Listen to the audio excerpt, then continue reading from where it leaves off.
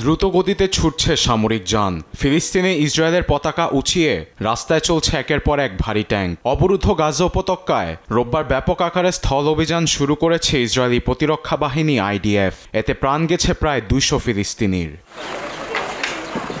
আবার গাজার উত্তরের দিকে দেখা যায় বসতবাড়ি মাটির সঙ্গে গুঁড়িয়ে দিতে লাইন ধরে ঢুকছে একাধিক বুলডোজার। বানানো হয়েছে ইসরায়েলি মিলিটারি ক্যাম্প। এমন পরিস্থিতিতে ইসরায়েলি সামরিক বাহিনীর মুখপাত্র এফি ডেফরিন বলেন, গাজায় শুরু হয়েছে অপারেশন গিডিয়ানস চ্যারিয়ট।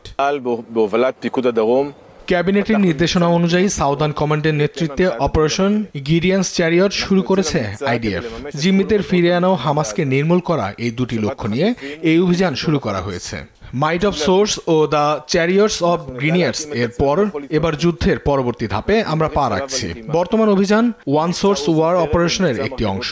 এর মাধ্যমে আমরা গাজার সামরিক নিয়ন্ত্রণ বাড়ানোর পাশাপাশি সাধারণদের অন্যত্র স্থানান্তর করব। এদিকে সামরিক নিয়ন্ত্রণের নামে গাজার উত্তরাঞ্চলের ইন্দোনেশিয়ান হাসপাতালে রোববার অভিযান শুরু করেছে ইসরায়েলি প্রতিরক্ষা বাহিনী। হাসপাতালটির পরিচালক ডক্টর মারওয়ান আল সুলতান বলেছেন, হাসপাতালের ভিতর ইসরায়েলিরা ঢুকে অর্ধশতের বেশি মানুষ আটকে রেখেছে। একই সঙ্গে সেখানে গুলিও চালানো হয়েছে বলে অভিযোগ করেন তিনি।